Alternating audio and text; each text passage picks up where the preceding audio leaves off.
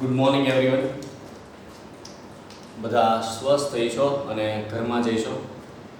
તો આપણો જે નવો કાર્યક્રમ શરૂ થયો છે લાઈવ લેક્ચરનો, જે એક વીક સુધી ચાલવાનો છે, જેમાં આપણે પહેલો લેક્ચર થોડોક તમારા માટે પણ નવો હતો અને મારા માટે પણ નવો હતો. એટલે એમાં જે આપણે આંકડાશાસ્ત્રના જે સૂત્ર છે એનું રિવિઝન કર્યું. બહુ સહેલો ટોપિક લીધો હતો અને બહુ કોમન ટોપિક લીધો હતો. શું કામ? તો કે આપણો પહેલો લેક્ચર હતો અને પહેલા જ લેક્ચરમાં તમને બીવડાવવા નહોતા અને એકદમ સાદું પીરસવાનું હતું કે જેથી તમને ઈ કોળીઓ ગળે આરામથી ઉતરી જાય. તો હવે પછીના જેટલા લેક્ચર આવશે એમાં દરેક શિક્ષક તમને કંઈક નવું પીરસતા જશે, જે રિવિઝન હશે. ક્લિયર? ઓકે. તો આજનો આપણો આ લેક્ચર છે એ સ્વાધ્યાય 4.3 છે અને સ્વાધ્યાય 4.3 માં આપણે એવી વાત કરેલી કે આની પહેલા જે કુટ પ્રશ્નો શીખી ગયા, જેને વ્યવહારિક દાખલા કહીએ છીએ, ઈ વ્યવહારિક દાખલાને આપણે આગળ વધાર્યા છે.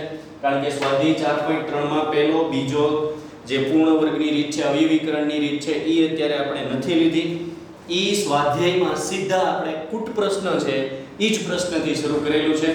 છેલ્લે જે આપણે 4 પ્રશ્ન શીખી ગયા, એક જે ટ્રેન વાળો દાખલો હતો, એક ઉંમર વાળો દાખલો હતો, એક યાદ હોય તો લંબચોરસ વાળો દાખલો હતો. તો એ બધા પછીના જે હવે ઈ સ્વાધ્યાયના છેલ્લા 3 દાખલા વધ્યા છે, ઈ 3 દાખલા વિશે આપણે અભ્યાસ કરશું આજે. બરાબર છે? તો હવે જો દરેક દાખલામાં સાંભળજો, દરેક દાખલામાં તમને કંઈક નવી વસ્તુ જાણવા મળશે અને કંઈક નવા ફોર્મેટથી તમને પૂછશે. તમારો હેતુ ને ઉદ્દેશ એક જ હોવો જોઈએ. શું? પહેલા ધારવાનું છે કઈ રીતે, અને બીજું સ્ટેપ આવે એમાંથી દ્વિઘાત સમીકરણ કઈ રીતે બને. ઓકે, દ્વિઘાત સમીકરણ કઈ રીતે બને, ઓકે, એની પછી એને સોલ્વ કઈ રીતે કરવાનું છે તમને હવે આવડશે.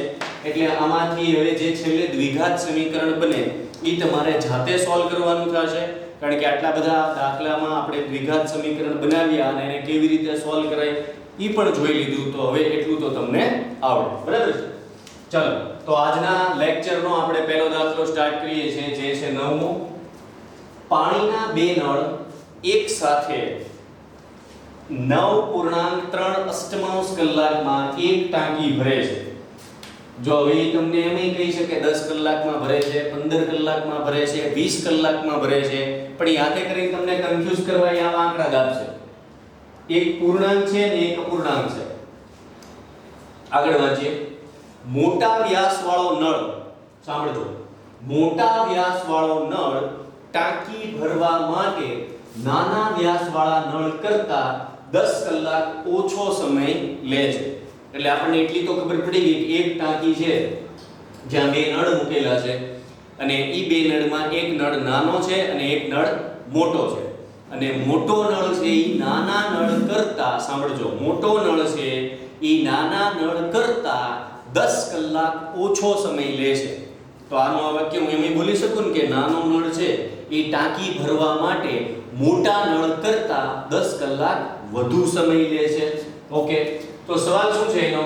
તો બંને નળનો અલગ સમય શોધો. એટલે કે મોટો નળ ટાંકી એકલો મોટો નળ શરૂ રાખવામાં આવે તો ટાંકી કેટલા કલાકમાં ભરાય, અને નાનો નળ એકલો શરૂ રાખવામાં આવે તો ટાંકી કેટલા કલાકમાં ભરાય. ઓકે, તો આ આપણો પ્રશ્ન નંબર 9 છે. હવે આ પ્રશ્નમાં આગળ વધીએ પહેલા તમને યાદ હોય તો ધોરણ 8 માં તમે કામ અને મહેનતાણ ઈ ચેપ્ટર ભણી ગયા. બરાબર છે? કયું? કામ ને મહેનતાણ. અને જો નો ભણી ગયા હોય તો અત્યારે સમજો કે કામનો દર એટલે શું થાય. કામનો દર એટલે કે કરેલું કામ અને છેદમાં તે માટે લીધેલો સમય. આને કહેવાય કામનો દર. બરાબર છે? અંશમાં શું આવે તો કે કરેલું કામ અને છેદમાં આવે તે માટે લીધેલો સમય. તો આ સૂત્રને આપણે અહીંયા ફોલો કરશું. યાદ રાખજો કેવી રીતે અને કેમ એવું તમને શીખવાડું છું. હવે માની લો કે એમ કહું પાણીના બે નળ છે એ એક સાથે એટલે બે નળ શરૂ કરી દે તો 9.3 અષ્ટમાંશ. હવે આને પહેલા આપણે સીધું કરી નાખીએ. 9.3 અષ્ટમાંશ એટલે 9 * 8 = 72 ને 3 75 ના છેદમાં 8. જો બંને નળ શરૂ કરી દે એક સાથે તો ટાંકી ભરતા કેટલો સમય થાય 75/8 કલાક. આને તમે ભૂલથી કે પોઈન્ટમાં ફેરવતા નહીં.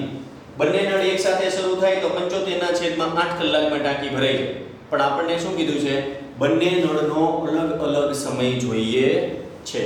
ચાલો તો હવે દરેક દાખલામાં જેમ બે વસ્તુ હોય એમ અહીં બે વસ્તુ છે કે ભાઈ મોટા વ્યાસવાળો નળ છે એનો સમય ધારી લઉં કે ઈ x કલાકમાં ટાંકી ભરે છે, તો નાનો નળ ટાંકી ભરતા કેટલી વાર લગાડશે? મોટા નળનો જે સમય છે એમાં તમે 10 કલાક એડ કરી દો. એટલે કે જો મોટો નળ x કલાકમાં ભરતો હોય તો નાનો નળ ભરે x + 10 કલાકમાં. x + 10 કલાકમાં. ચાલો હવે જોજો. હવે ધારો કે સૌથી પહેલી પ્રોસેસ આપણી જોઈ. ધારો કે મોટા નળને ટાંકી ભરતા x કલાક થાય છે અને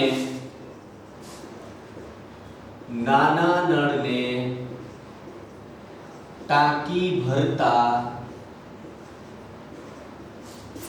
કેટલી વાર લાગે? તો કે મોટો નળ છે ઈ નાના નળ કરતા 10 કલાક વહેલી ટાંકી ભરી નાખે, તો નાનો નળ મોટા નળ કરતા એમ કહેવાય ને કે એને 10 કલાક વધુ લાગે. વધુ લાગે એટલે x + 10 કલાક થાય. ચલો આ પહેલી વાત થઈ. જો દાખલાની સ્પીડ અત્યારે ઓછી એટલે રાખેલી છે કે પહેલા તમે સમજી લો કે શું કહેવા માંગે છે અને કઈ રીતે હાલવાનું છે. કોઈ ઉતાવળ કરવાની નથી, કોઈ લેક્ચરની કાપકૂપ કરવાની નથી. હું જેટલા શબ્દો બોલું છું એ બધા જ શબ્દો તમારે સાંભળવાના અને આખો લેક્ચર તમારે જોવાનો છે. સાંભળજો. ધારો કે મોટા નળને ટાંકી ભરતા x કલાક થાય છે, તો નાના નળને કેટલી વાર લાગે? તો કે x + 10. કેમ? તો કે ઓલો 10 કલાક વહેલી ભરી નાખે છે. આની આ જ વસ્તુ તમે ઊંધી ધારી શકો. ધારો કે નાના નળને ટાંકી ભરતા x કલાક થાય છે, તો મોટા નળને ટાંકી ભરતા x - 10 કલાક થાય. બરાબર ને? હવે સમજાઈ ગયું છે તમને. ઓકે. હવે શરત અનુસાર હવે જો મોટા ભાગના બાળકો શું કરશે ખબર છે? કે મોટા નળને ટાંકી ભરતા કેટલો સમય થાય છે? તો કે x. અને નાના નળને કેટલો થાય છે? તો કે x + 10. અને બંને નળ એક સાથે શરૂ કરે તો 75/8 કલાકમાં ટાંકી ભરાઈ જાય. એ આવું સમીકરણ બનાવશે અને આને ફટાફટ સોલ્વ કરશે, ટાંકી ભરાશે નહીં. એટલે કહેવાનો મતલબ એમ છે કે જવાબ ખોટો આવશે. કેમ? ચાલો એ સમજવાનો પ્રયત્ન કરીએ. આ x શું છે સાંભળો. હવે x છે ને ઈ નાના નળને ટાંકી ભરવા માટે લાગતો સમય છે. સોરી, મોટા નળને. x છે ઈ મોટા નળને ટાંકી ભરવા માટે લાગતો સમય છે. પણ હવે તમારે એને કામના દરમાં ફેરવવું પડે કે મોટા નળ દ્વારા કરાયેલું કામ. સાંભળજો. મોટા નળ દ્વારા કરાયેલું કામ એટલે હું એવું માની લઉં કે માત્ર ને માત્ર મોટો નળ જ શરૂ રાખે તો આખી ટાંકી ભરાતા કેટલો સમય થાય? તો કે એને કરેલું કામ 1. એટલે એને શું કરવાનું છે? ટાંકી ભરવાની છે. 1 2 3 4 5 6 કેટલી ટાંકી ભરવાની છે? તો 1. તો કરેલું કામ 1 અને છેદમાં તે માટે લીધેલો સમય. સમય કેટલો લીધો ભાઈ? આપણે ખબર જ છે મોટા નળે કેટલો સમય લીધો? x.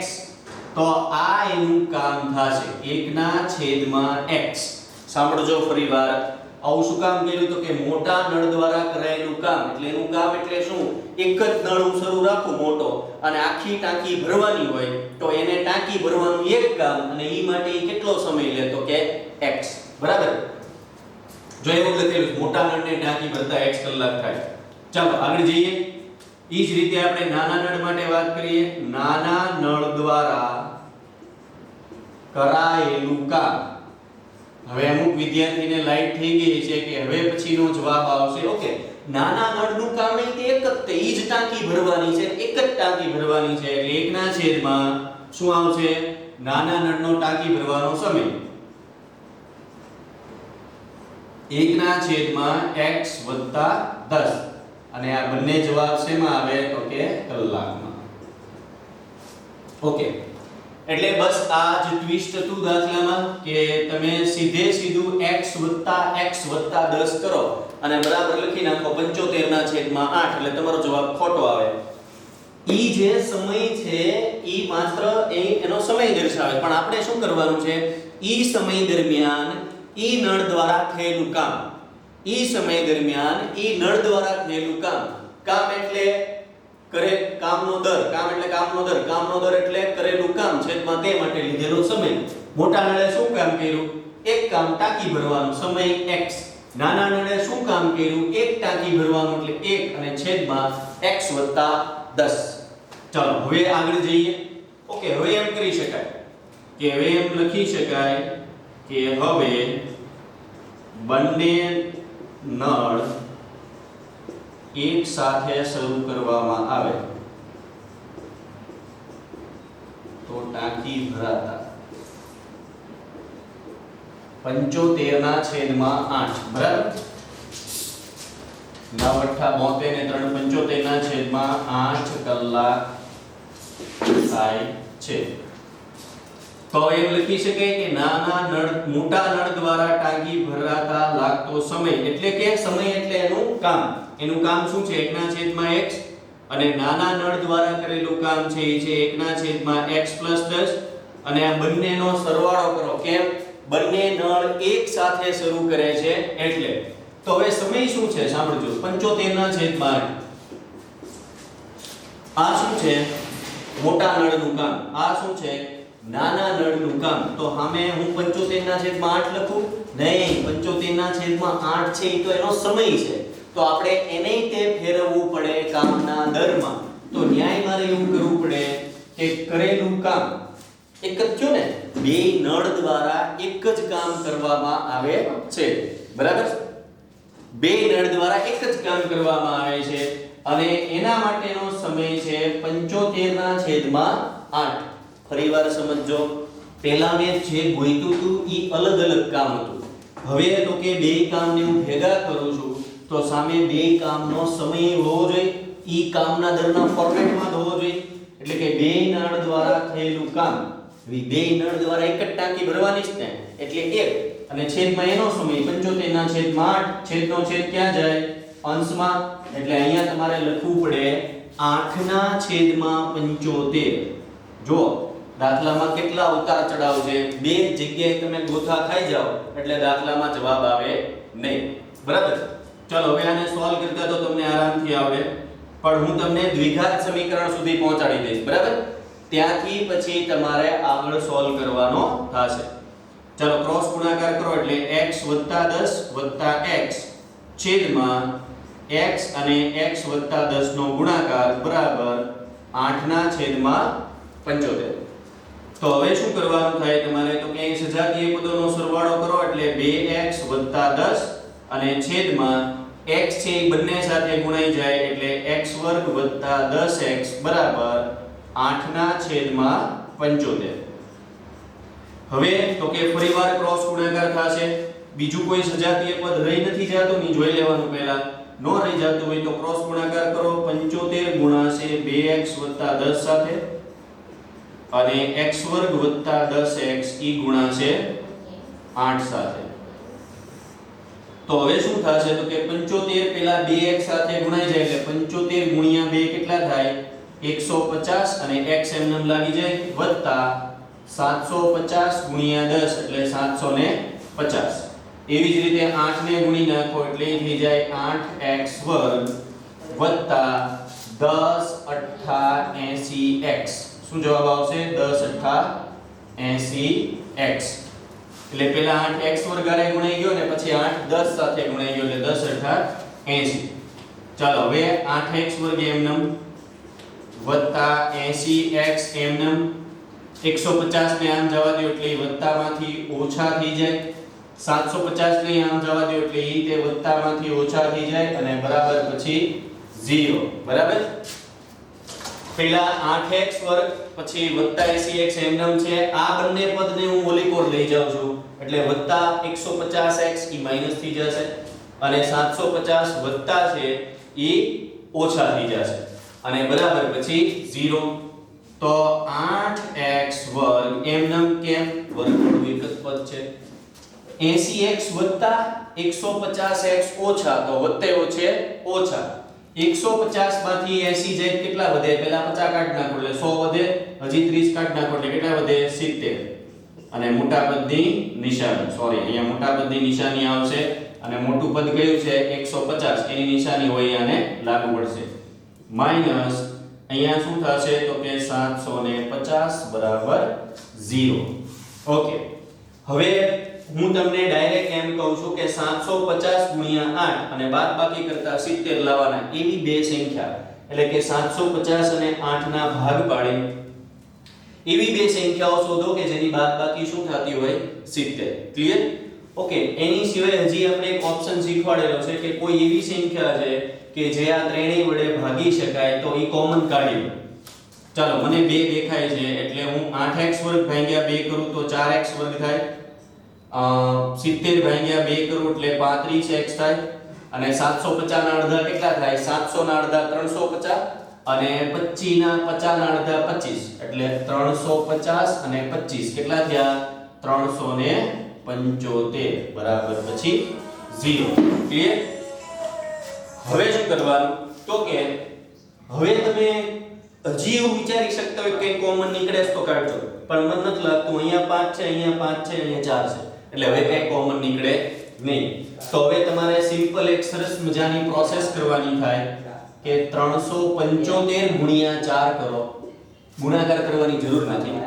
પણ આના ભાગ પાડી બે એવી સંખ્યાઓ બનાવો કે જેની બાદબાકી 35 થાય બરાબર છે તો હું આને તમારા ઉપર છોડું છું બરાબર છે જ્યારે નેક્સ્ટ લેક્ચર આવે ત્યારે હું તમને આનું સોલ્યુશન આપીને સમજાવીશ પણ ઈ પહેલા તમારે આ દાખલો ગણવાનો છે સોલ્યુશન એટલે માની લો કે x નો 10 જવાબ આવ્યો હું તમને સમજાવી દઉં x નો 10 જવાબ આવ્યો કેટલો 10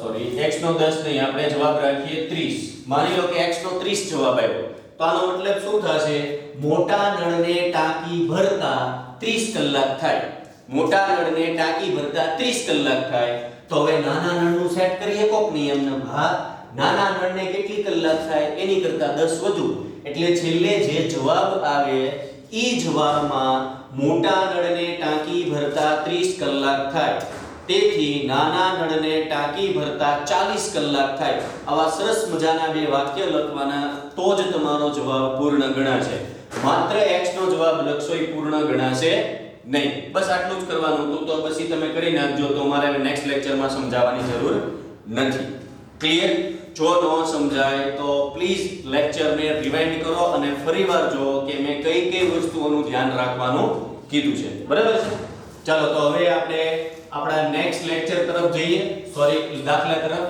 તો હવે પછીનો દાખલો જો તો એમાં આપણે એમ કીધું છે ટ્રેન વાળો જ છે પણ કંઈક અલગ રીતે પૂછેલો છે જનરલી આપણે ટ્રેન વાળો દાખલો કઈ રીતે સોલ્વ કરીએ છીએ આપણે તો કે અમુક અંતર એ નિશ્ચિત ઝડપે કાપ છે અને પછી એની ઝડપમાં વધારો થાય અથવા તો ઝડપમાં ઘટાડો થાય તો એનો પહોંચવાનો સમય છે એ વધે અથવા ઘટે આ પ્રકારનો કંઈક દાખલો હોય પણ હવે જે દાખલો છે એ થોડોક એને ટ્વિસ્ટ કરેલો છે જો કઈ રીતે જો એક ઝડપી ટ્રેન 132 કિલોમીટરનું અંતર ધીમી ટ્રેન કરતા 1 કલાક ઓછા સમયમાં કાપે છે ઈ તો એમ જ થવાનું ને ઝડપી ટ્રેન છે ઈ 132 કિલોમીટરનું અંતર છે ઈ ધીમી ટ્રેન કરતા 1 કલાક ઓછા સમયમાં કાપે છે આગળ જો ઝડપી ટ્રેનની સરેરાશ ઝડપ ધીમી ટ્રેનની સરેરાશ ઝડપ કરતા 11 કિલોમીટર પ્રતિ કલાક વધુ હોય તો બંને ગાડીની સરેરાશ ઝડપ શોધો ઓકે પહેલા આપણે આને સમજી લઈએ એકવાર સમજેલા છીએ ફરીવાર સમજી લઈએ કે સરેરાશ ઝડપ શું થાય સરેરાશ ઝડપ અને ઝડપમાં શું ફેર છે માની લો કે એમ કે તમને કે તમે ભાવનગર થી અમદાવાદ જાવ છો અને તમને કોઈ એમ પૂછે તમે કેટલાની ઝડપે આવ્યા તમે એમ કહો 60 તો એનો મતલબ એવો થયો કે એસટીએ થી બસ ઉપડે ઠેઠ અમદાવાદ સુધી 60 ની સ્પીડે હાલે નો હાલે. કેમ? વચમાં ટ્રાફિક આવે, વચમાં બમ્પ આવે ને વચમાં ગાય આવે, બરાબર ને? ગાય આવે, વચમાં બાય આવે, ઘણું બધું વચમાં આવે તો ત્યારે તેને બ્રેક મારવી પડે તો સ્પીડ પાછી ઘટી જાય. અમુક સમયે 60 ની સ્પીડ હોય, બહુ સરસ મજાનો હાઈવે આવે તો 60 ની સ્પીડ થઈ જાય, પછી તો કે પાછી 70 ની થઈ જાય, 75 ની થઈ જાય. એટલે ઝડપ છે ને એ 60 65 ની આજુબાજુની રહે, બરાબર ને? હા, સ્ટોપ આવે એટલે કે તમે ક્યાંક વચ્ચે હોલ્ટ કરો, ત્યાં બસ ઊભી રહે તો ત્યાં પાછી 0 ની સ્પીડ થઈ જાય, બસ ઉપડી હોય ત્યાંય 0 ની સ્પીડ થઈ જાય, અમદાવાદ પહોંચે એ બસ સ્ટેન્ડમાં એ બસની સ્પીડ 0 થઈ જાય. ખબર પડી? તો આ જેટલી અલગ અલગ ઝડપ આવી એ બધી ઝડપનો કરો સરવાળો અને એને ભાગ્યા એ જેટલી ઝડપ અલગ અલગ થઈ એ બધી સંખ્યા ગણી લો અને એને ભાગ્યા એ સંખ્યા કરો.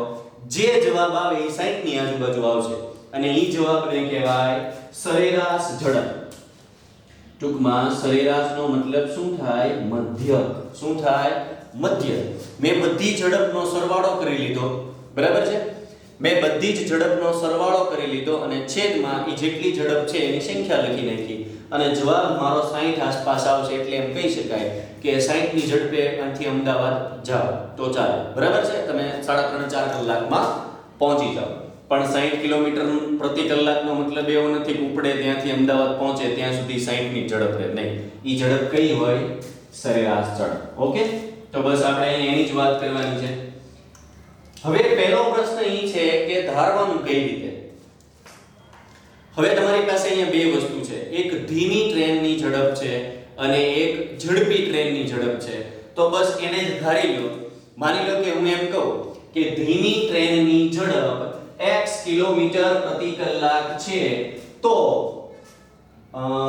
ઝડપી ટ્રેનની ઝડપ કેટલી થાય? તો એ લખેલું છે, જો ધીમી ટ્રેનની સરેરાશ ઝડપ કરતા 11 કિલોમીટર પ્રતિ કલાક વધુ છે. એટલે આપણી પાસે સરસ મજાના બે વાક્ય આવી જશે. દાખલા નંબર છે આપણો 10. ધારો કે તમે ધીમી ટ્રેન, ઝડપી ટ્રેન કોઈ પણ ધારી શકો. ધારો કે ધીમી ટ્રેનની સરેરાશ ઝડપ, ધારો કે ધીમી ટ્રેનની સરેરાશ ઝડપ x કિલોમીટર પ્રતિ કલાક છે. સાંભળજો, ધારો કે ધીમી ટ્રેનની સરેરાશ ઝડપ x કિલોમીટર પ્રતિ કલાક છે, તેથી ઝડપી ટ્રેનની સરેરાશ ઝડપ, તેથી ઝડપી ટ્રેનની સરેરાશ ઝડપ એની કરતા 10 વધુ છે. એની કરતા જો લખેલું છે ઝડપી, જો ઝડપી ટ્રેનની સરેરાશ ઝડપ ધીમી ટ્રેનની સરેરાશ ઝડપ કરતા 11 કિલોમીટર પ્રતિ કલાક વધુ હોય તો બસ એ વધુ જ છે. કિલોમીટર પ્રતિ કલાક છે. તો આ સરસ મજાના આપણી પાસે બે વાક્ય આવી ગયા. ધારો કે ધીમી ટ્રેનની સરેરાશ ઝડપ x કિલોમીટર પ્રતિ કલાક હોય તો ઝડપી ટ્રેનની એના કરતા 11 વધુ. બસ શોર્ટ એન્ડ સ્વીટ, બહુ આગળ લપ કરવાની નહીં. હવે શું કરશું? તો કે હવે કાઈ નહીં કરવાનું, બેયને અંતર એક જ કાપવાનું છે, 132 કિલોમીટર. તો પહેલા એમ લખશું કે ધીમી ટ્રેન 132 કિલોમીટરનું અંતર કાપે તો કેટલો સમય થાય? પછી એમ લખશું 132 કિલોમીટરનું અંતર ઝડપી ટ્રેન કાપે તો કેટલો થાય? ઓલાની જેમ જ દાખલો હાલે છે, તમે કમ્પેર કરતા જાજો.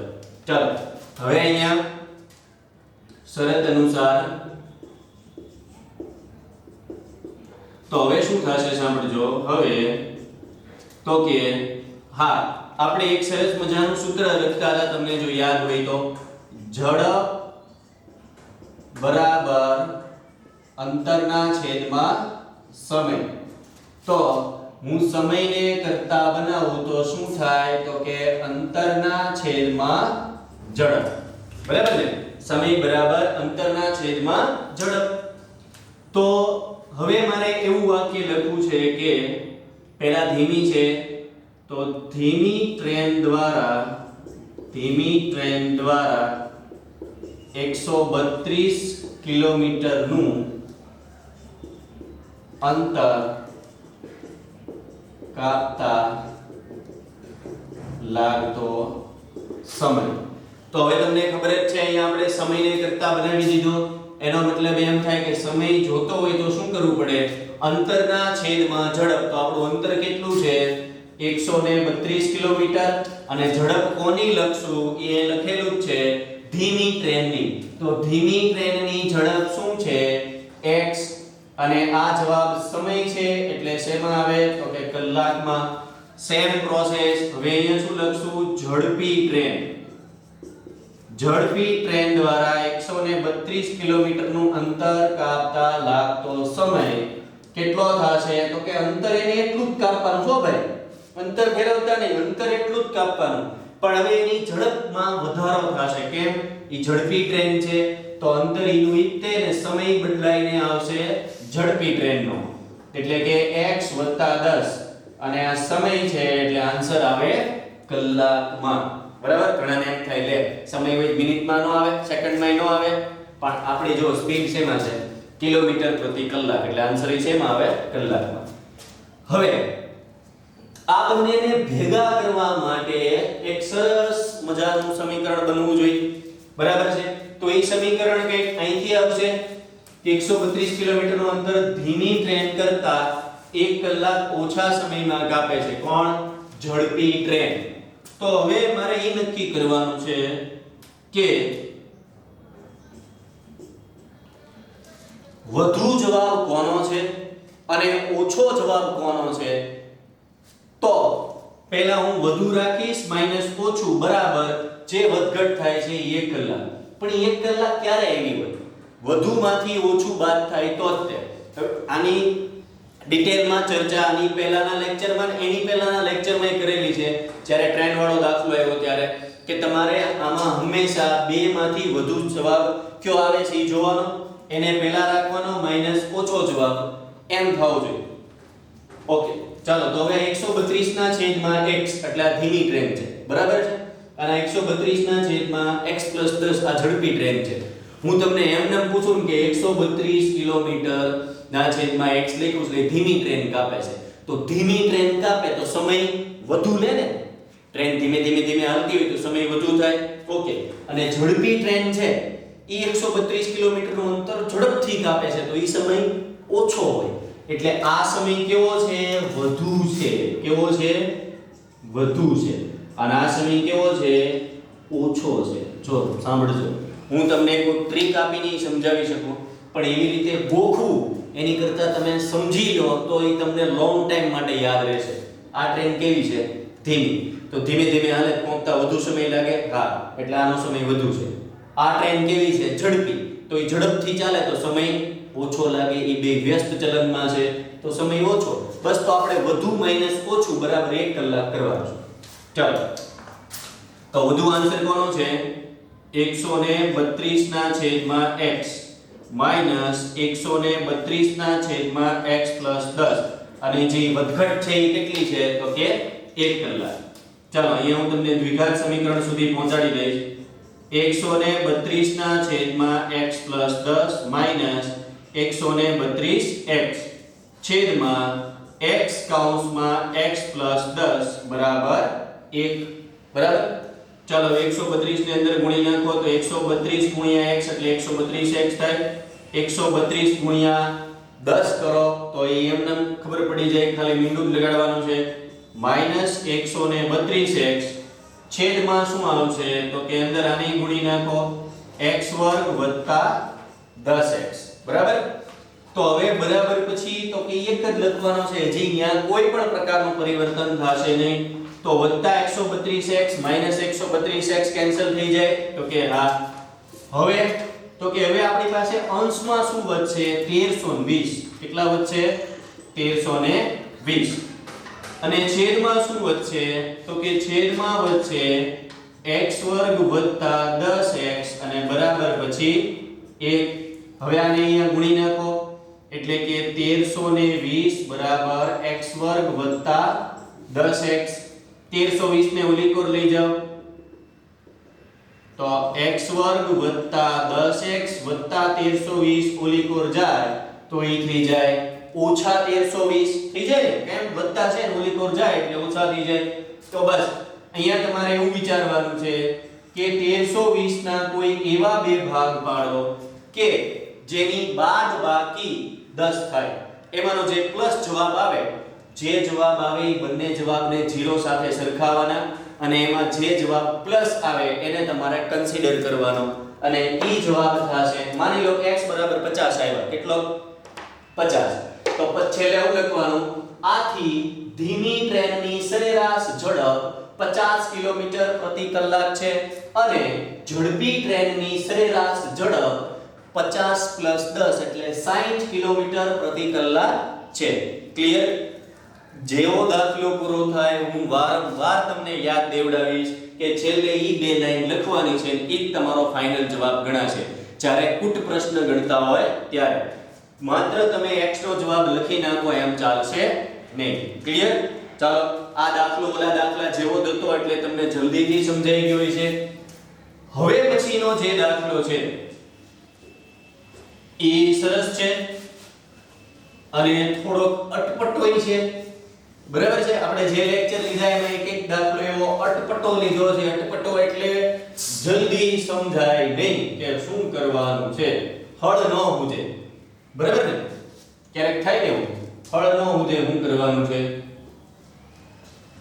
તમારા મમ્મી કે પપ્પાએ તમને ના પાડી હોય, બરાબર, અને ઈ જ વસ્તુ તમે કરેલી હોય, પછી તમારા મમ્મી પપ્પા સામું જવાબ હું આપવાનો છે એની ઉપર મમ કરતા હોય કે હું આપો જવાબ, ત્યારે હળ ન હુજે કે શું કરવાનું.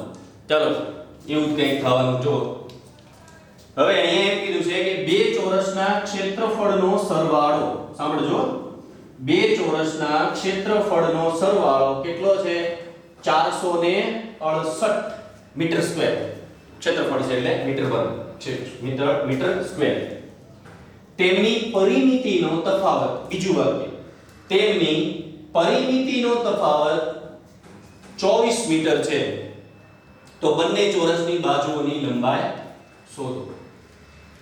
હવે જો સાંભળો, આપણે દરેક દાખલામાં શું કરીએ છીએ, પહેલા ધારવાની પ્રોસેસ કરીએ અને પછી એને એની શરતમાં ગોઠવીએ એટલે દ્વિઘાત સમીકરણ બની જાય. તો હવે અહીંયા દ્વિઘાત સમીકરણ બનાવવા માટે જો અહીંયા આપણી પાસે પહેલી લાઈન જ છે કે બે ચોરસના ક્ષેત્રફળનો સરવાળો. હવે માની લો કે જે પહેલું ચોરસ છે ને ઈ અને બીજું ચોરસ છે, બે ચોરસ સરખા તો નહીં હોય, એક નાનું ચોરસ મોટું ચોરસ, બીજું ચોરસ. પહેલા ચોરસનો ક્ષેત્રફળનો અને બીજા ચોરસના ક્ષેત્રફળનો સરવાળો કેટલો આપેલો છે? 469. એટલે એનો મતલબ એમ થયો કે મારી પાસે નાના ચોરસનું ક્ષેત્રફળ હોય અને મોટા ચોરસનું ક્ષેત્રફળ હોય તો એ બેયનો હું સરવાળો કરી નાખું એટલે 469. અને પછી અહીંયા માની લો કે આનો જવાબ હોય તો હું સરસ મજાનું એક દ્વિઘાત સમીકરણ બનાવી શકું. જો દાખલાને પૂછડેથી એટલે કે છેલ્લેથી સમજાવવાનો પ્રયત્ન કરું છું. મારી પાસે નાના ચોરસનું ક્ષેત્રફળ વત્તા મોટા ચોરસનું ક્ષેત્રફળ હોય, બરાબર, 468 તો છે જ ને, અને પછી અહીંયા જે જવાબ આવે એને સોલ્વ કરતા જાઓ એટલે તમારી પાસે દ્વિઘાત સમીકરણ આવશે. પણ હવે એ પ્રશ્ન શું થશે ખબર છે? તમારે જો નાના ચોરસનું ક્ષેત્રફળ જોતું હોય ને તો નાના ચોરસની બાજુ જોવે ને, કારણ કે ક્ષેત્રફળનું સૂત્ર શું થાય? બાજુ ગુણ્યા બાજુ, લંબાઈ ગુણ્યા લંબાઈ. જો તમારે અહીંયા મોટા ચોરસનું ક્ષેત્રફળ જોતું હોય તો અહીંયા મોટા ચોરસની બાજુય જોવે. બરાબર ને? આપણે લઈ ગઈ તો ગયા, પણ આપણે એ સમજવાનો પ્રયત્ન કરીએ છીએ કે ન્યા તમારે દ્વિઘાત સમીકરણ બનાવવા હોય તો બંને ચોરસની બાજુ જોવે કે ન જોવે? ચાલો હવે ઈ બાજુ શોધવા માટે આપણે શું કરશું તો કે ઈ બાજુ શોધવા માટે થોડા કાજુ ખાવા પડે એટલે આમ યાદશક્તિ તેજ થાય. ચાલો ઈ બાજુ શોધવા માટે થોડા કાજુ ખાઈએ. હવે બીજું વાક્ય વાંચો, ત્યાંથી આપણે ગોતશું તેમની પરિમિતિનો તફાવત 24 મીટર. પરિમિતિનો તફાવત, હવે સાંભળો, દાખલા નંબર છે 11. હવે પરિમિતિનો તફાવત એટલે માની લો કે અહીંયા એક આ ચોરસ છે, બરાબર, અને અહીંયા એક સરસ મજાનું બીજું ચોરસ દોરું જેનાથી થોડુંક મોટું છે. તો હવે હું પહેલા નાના ચોરસની વાત કરું કે ભાઈ હું ધારી લઉં, ચાલો નાના ચોરસની બાજુનું માપ x છે અને ચોરસ છે એટલે બધી બાજુનું માપ શું થઈ જાય?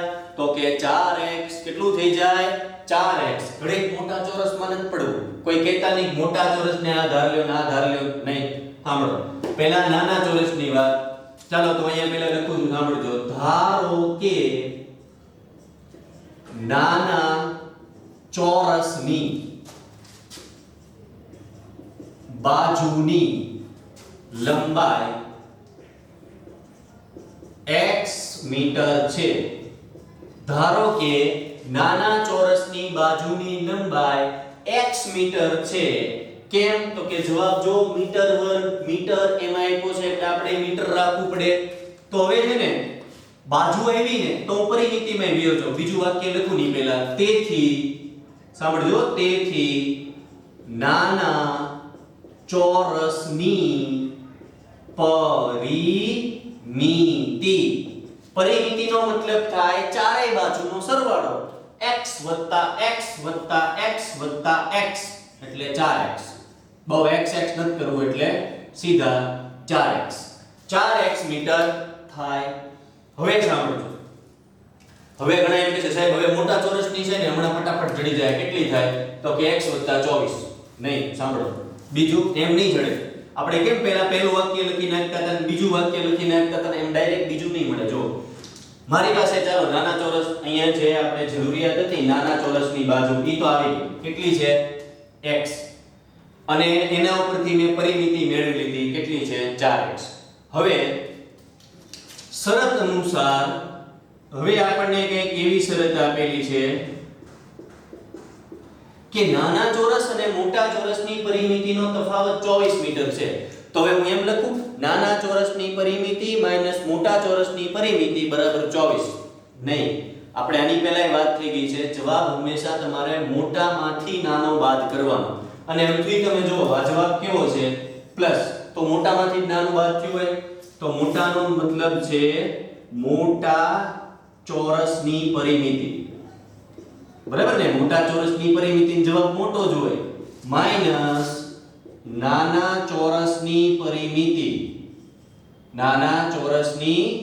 પરિમિતિ અને બંનેનો તફાવત કેટલો છે 24 ખબર પડી મોટામાંથી નાનું બાદ કરો અને અહીં બંનેની પરિમિતિનો તફાવત આપેલો જ છે 24 ચાલો મોટા ચોરસની પરિમિતિ શું છે ખબર છે ના મને નથી ખબર તમને નથી ખબર પાછળથી પન્નું ફેરવીને કહેતા નહીં મોટા ચોરસની પરિમિતિ માઈનસ નાના ચોરસની પરિમિતિ આપણી પાસે તૈયાર જ છે ચાલો એને મૂકી દો 4x બરાબર 24 તો મોટા ચોરસની પરિમિતિ બરાબર ઓછા 4x ને આમ જવા દેવાય એટલે શું થઈ જાય તો કે વત્તા 4x ઓકે હવે જો આમાંથી હું ચોગડો કોમન લઈ શકું હા તો હું 4 કોમન લઈ લઉં એટલે અહીંયા વધે 6 x શું વધે 6 x મીટર હવે સાંભળજો આ શું આવી ખબર છે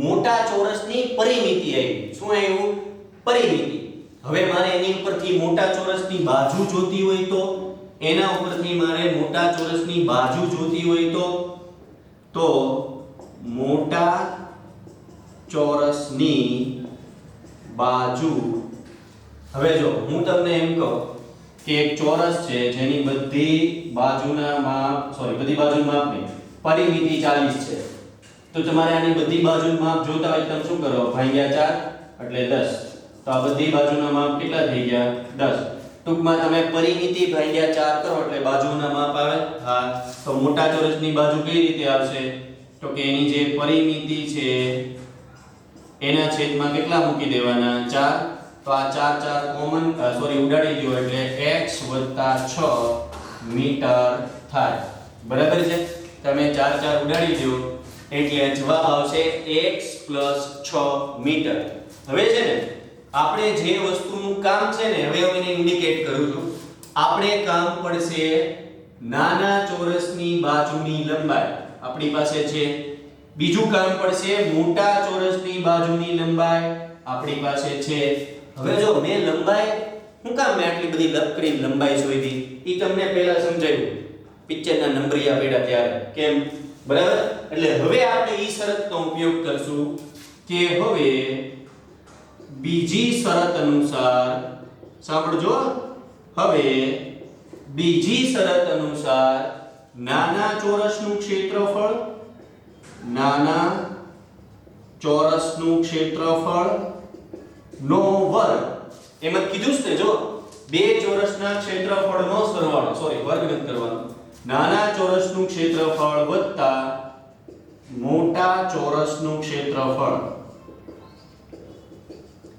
જવાબ કેટલો આવશે 468 હવે જો આપણી પાસે નાના ચોરસનું ક્ષેત્રફળ છે નથી પણ નાના ચોરસની બાજુ છે ને x તો ક્ષેત્રફળ ચોરસનું ક્ષેત્રફળ શું થાય બાજુ ગુણ્યા બાજુ એટલે x ગુણ્યા x એટલે એમ લખી શકાય ને x નો વર્ગ હા કે ના હા આપણી પાસે હવે મોટા ચોરસની બાજુ પણ આવી ગઈ છે મોટા ચોરસની બાજુ શું છે તો કે x 6 તો ન્યાય એમ કરવું પડે બાજુ ગુણ્યા બાજુ એટલે કે x 6 આમ થાય ને જો x 6 ગુણ્યા x 6 આને તમે આમે લખી શકો x 6 આખા કૌંસનો વર્ગ તો અહીંયા આમ લખવાનું x 6 આખા કૌંસનો વર્ગ બરાબર 468 તો x વર્ગને એમનેમ રહેવા દો અહીંયા a b આખા કૌંસનો વર્ગ ઈ વિસ્તરણ કરો પ્રથમ પદનો વર્ગ મધ્યમ પદની નિશાની 2 ગુણ્યા પહેલું બીજું પદ એટલે કે 6 દુ 12x વત્તા છેલ્લા પદનો વર્ગ એટલે કે 6 નો વર્ગ શું થાય 36 થાય 468 ને અંદર લઈ લો એટલે વત્તામાંથી ઓછા થઈ જાય અને બરાબર પછી તો કે 0 આવી જાય x વર્ગ સજાતીય પદ છે એટલે x વર્ગ ને x વર્ગ કેટલા થાય તો કે 2x વર્ગ થાય વત્તા 12x તો કે એક જ પદ છે એટલે એને એમને મૂકી દેવું પડે અને હવે વત્તેઓ છે તો કે ઓછા થાય એટલે કે 468 માંથી કેટલા બાદ કરવાના તો કે 36 8 માંથી 6 જાય તો 2 6 માંથી 3 જાય તો 3 અને 4 એમને એટલે કે 432 જવાબ આવે મોટા પદની નિશાની બરાબર તો હવે અહીંયામાંથી કઈ કોમન નીકળશે તો કે હા બધાને 2 વડે ભાગી શકાય ઘણા વિદ્યાર્થીને એમ થશે સાહેબ તમને કેમ ખબર પડી અહીંયા નાનામાં નાની સંખ્યા 2 જ છે અને એના વડે પેલા જોઈ લેવાનું ભાગી શકાય હા તો આને ભાગ્યા હું 2 કરું તો x વર્ગ થઈ જાય અહીંયા 6x થઈ જાય અને અહીંયા 400 ના અડધા 200 32 ના અડધા 16 એટલે 216 બરાબર પછી 0 તો બસ હવે તમારે 216 ના એવા બે ભાગ પાડવાના કે બાદબાકી કરતા 6 આવે બરાબર 216 ના એવા બે ભાગ પાડો કે બાદબાકી કરતા 6 આવે અને એ તમને હવે આવડે તે બહુ હોશિયાર થઈ ગયા તમે બધા હવે બસ ઈ જે x નો જવાબ આવે સાંભળજો ઈ જે x નો જવાબ આવે એમાં તમારે પર્ટિક્યુલર લખવાનું માની લો કે અહીંયા જવાબ 10 આવ્યો તો તમારે લખવાનું શું કીધું છે ચોરસની બાજુની લંબાઈ તો લખવાનું ધારો કે તેથી નાના ચોરસની બાજુની લંબાઈ 10 મીટર છે અને મોટા ચોરસની બાજુની લંબાઈ 10 + 6 એટલે કે 16 મીટર છે આવા બે સરસ મજાના વાક્યો તમારે લખવાના થાય અને ઈ તમારો ફાઇનલ જવાબ ગણાશે ક્લિયર થોડાક અઘરા દાખલા હતા પણ જે બાળકોને આવા કુટ પ્રશ્ન સોલ્વ કરવામાં મજા આવતી હોય એના માટે રસપ્રદ થયું હોય છે અને હું એવી આશા રાખું કે દરેક વિદ્યાર્થી માટે આ રસપ્રદ થાય અને મેં મારો પૂરેપૂરો સમજાવવાનો પ્રયત્ન કર્યો છે ન સમજાય તો તમે મને કોલ કરીને અથવા તો WhatsApp માં મેસેજ કરીને પણ મારો કોન્ટેક્ટ કરી શકો અને એવું લાગે તો શક્ય હોય તો એકવાર તમે લેક્ચરને જ રિવાઇન્ડ કરી જોઈ લો પછી ન સમજાય તો મારો સંપર્ક કરો ઓકે તો આ લેક્ચરને આપણે અહીંયા પૂર્ણ કરીએ અને હવે પછી નેક્સ્ટ લેક્ચરમાં મળશું ત્યારે નવી રીતનો અભ્યાસ કરશું આ સ્વાધ્યાય અથવા તો એની પછીનો બીજો કોઈ સ્વાધ્યાય હશે આ ચોથા ચેપ્ટરને આપણે કન્ટિન્યુ રાખશું ઓકે ત્યાં સુધી આવજો સ્વસ્થ રહેજો અને ઘરમાં જ રહેજો ત્યાં સુધી તમે એકવાર બોર્ડ વર્ક જોઈ લેજો